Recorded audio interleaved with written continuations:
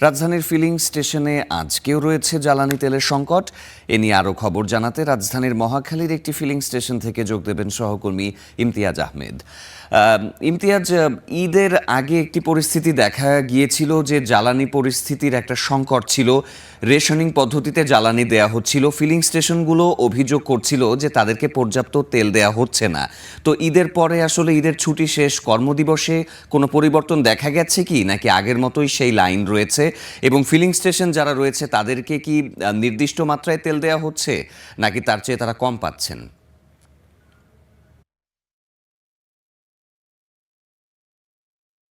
আপনি যেমনটা বলছিলেন যে রেশনিংয়ের ব্যবস্থা এর আগে ছিল, ঈদের আগে সেই ব্যবস্থা কিন্তু এখনও অঘোষিতভাবেই আছে। কারণ আমি যে ফিলিং স্টেশনটিতে রয়েছি, এখানে যারা তেল মালিক রয়েছেন, পেট্রোল পাম্পের মালিক রয়েছেন, তারা আমাদেরকে কিন্তু বলছেন যে তাদেরকে যথেষ্ট পরিমাণ তেল ডিপো থেকে দেওয়া হচ্ছে না, যার ফলে সংকট এসে কিন্তু প্রান্তিক পর্যায়ে রয়েছে। অর্থাৎ যারা তেল নিতে আসছেন, অর্থাৎ যারা বাইকার রয়েছেন কিংবা যারা মোটরসাইকেল চালক রয়েছেন, অর্থাৎ যারা গাড়ি চালাচ্ছেন, তারা কিন্তু এসে বলছেন যে তারা যথেষ্ট পরিমাণ তেল পাচ্ছে না। তাদের একটি অভিযোগ রয়েছে যে তারা দীর্ঘ সময় বিভিন্ন পাম্পগুলোতে ঘুরছেন এবং সেই ঘোরার ফলেও কিন্তু তারা তেল পাচ্ছেন না। অধিকাংশ পেট্রোল পাম্পের পরিস্থিতি একই রকম।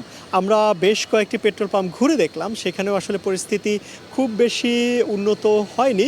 এবং আপনি যেমনটা বলছিলেন যে ঈদের পরে কর্মব্যস্ত হতে শুরু করেছে রাজধানী, ঢাকার বাইরে যারা ছুটি কাটাতে গিয়েছেন তারা কিন্তু এসে ঢাকাতে তাদের কাজে যোগ দিচ্ছেন। সবাই আসলে তেলের জন্য একটি হাহাকার তৈরি হয়েছে, কারণ চলাচলের জন্য তেল আসলে গাড়ি কিংবা মোটরসাইকেলের জন্য খুবই গুরুত্বপূর্ণ, বাট তারা কিন্তু আসলে তেল যথেষ্ট পরিমাণ পাচ্ছেন না। এবং পেট্রোল যারা পাম্প রয়েছে, পাম্পগুলোর মালিকদের সঙ্গে আমরা কথা বলেছি, তারা বলছে যে এখনও রেশনিং ব্যবস্থা কিন্তু চালু রয়েছে। এই পেট্রোল পাম্পটিতে আমরা কথা বলে জানতে পারলাম তাদের প্রতিদিন 6 ট্রাকের মতো করে তেল আসে লরিতে করে, কিন্তু আজকে তাদেরকে দেওয়া হয়েছে 1 লরি। অর্থাৎ সংকট কিন্তু এখনও আছে এবং সরকারি পর্যায় থেকে কম দেয়া হচ্ছে, যার ফল এসে যার ভুক্তভোগী হচ্ছেন আসলে সাধারণ গ্রাহকরা, তারা আসলে তাদের কাঙ্ক্ষিত পরিমাণ তেল পাচ্ছে না। এই পাম্পটিতে কিছু পরিমাণ তেল দেওয়া হচ্ছে, অর্থাৎ যেহেতু তাদের মজুদ খুবই কম, তারা অল্প পরিমাণ তেল দিচ্ছে। এবং সেটা হলো যাদের সঙ্গে তাদের পূর্ববর্তীতে চুক্তি রয়েছে, অর্থাৎ যাদেরকে সারা বছর জুড়েই তেল দেওয়া হয়, শুধুমাত্র তাদের জন্যই তেল সরবরাহ ব্যবস্থা তারা চালু রেখেছেন। সাধারণ যারা গ্রাহক রয়েছেন কিংবা সাধারণ যারা চালক রয়েছেন, তারা কিন্তু আসলে তেল পাচ্ছে না।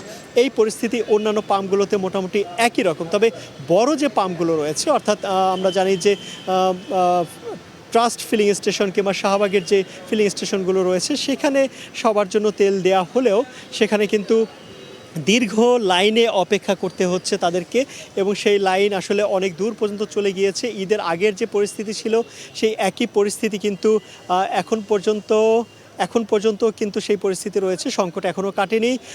ভোগান্তি কিংবা যে গ্রাহকদের যে দীর্ঘ সময় লাইনে দাঁড়াতে হচ্ছে, সেই পরিস্থিতি এখনও রয়েছে। তো মোটামুটি এই ছিল এখন পর্যন্ত রাজধানীর ফিলিং স্টেশনগুলোতে তেলের সংকটের সর্বশেষ অবস্থা। ইমতিয়াজ, আপনাকে ধন্যবাদ।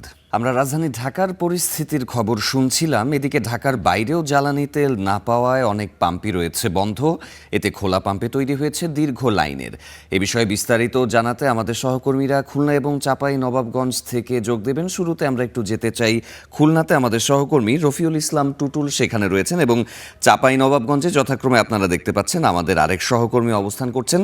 আর টুটুলের কাছে একটু জানতে চাই, খুলনাতে দেখা যাচ্ছে আপনি যে পেট্রোল পাম্পে রয়েছেন, দীর্ঘ একটা লাইন দেখা যাচ্ছে টুটুল। আরেকটি বিষয় দেখা যাচ্ছে যে ডিপো থেকে নাকি পাম্পগুলোতে তেলের সরবরাহ এখনও স্বাভাবিক নয়।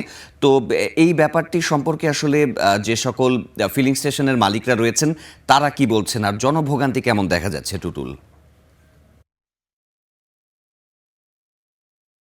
আপনি যেটা বলছিলেন যে দীর্ঘ লাইন, আসলে এটি সকাল থেকেই এরকম লাইন আমরা দেখতে পাচ্ছি।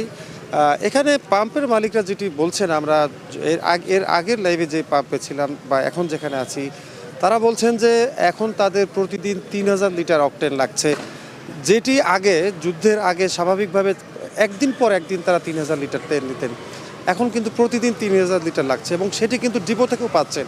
এটি কিন্তু পাম্প মালিকরা বলছেন, আমরা দেখাতে চাই যে লাইনটা, পাম্প মালিকরা বলছেন যে প্রতিদিন এখন 3000 লিটার ডিপো থেকেও তাদেরকে সাপ্লাই দেওয়া হচ্ছে, কিন্তু তারপরেও তারা এখানে যে চাহিদা সেটি পূরণ করতে পারছেন না। এটি হচ্ছে মূল কথা, হচ্ছে যারা ব্যবহারকারী এবং পাম্পের যারা মালিক তাদের সাথে কথা বলে আমরা যেটা জানতে পেরেছি, আসলে অতিরিক্ত চাহিদা, অতিরিক্ত সংগ্রহের একটি প্রবণতা আমার ক্রেতাদের মাঝে কিন্তু দেখা দিয়েছে, যে কারণে কিন্তু এই যে অতিরিক্ত চাহিদা এটি সরবরাহ করা আসলে সম্ভব হচ্ছে না ডিপো পক্ষ থেকে। আমরা ডিপোতে কথা বলেছি, তারাও বলছে যে আমরা যুদ্ধের আগেও যেভাবে দিয়েছি, যুদ্ধর পরেও কিন্তু স্বাভাবিকভাবে সেটি সরবরাহ রেখেছি, কিন্তু তারপরেও যেহেতু পাম্প মালিকদের চাহিদা, গ্রাহকদের চাহিদা এত পরিমাণ বেড়েছে, যেটি আসলে দেওয়া সম্ভব হচ্ছে না, যে কারণে সংকটটি বলা হচ্ছে। মূলত এই অতিরিক্ত চাহিদার কারণে যে সংকটটি রয়েছে এটি মূলত মূল সংকট। তারপরেও কিন্তু এই পাম্পে এখন তেল সরবরাহ করা হচ্ছে রেশনিং পদ্ধতিতে, সাশ্রয়ী পদ্ধতিতে। 200 টাকা তেল দেওয়া হচ্ছে মোটর বাইকে, আবার অন্যান্য পাম্পে ইচ্ছা মতন দেওয়া হচ্ছে চাহিদা মতো, যার যেভাবে এখন রয়েছে এখানে তেল সেই পরিমাণে দেওয়া হচ্ছে। তবে এটি 2-1 দিনের মধ্যে। টুটুল, নিশ্চয়ই আপনার কাছ থেকে এই বিষয়ে আরও পরবর্তীতে তথ্য সংগ্রহ করব।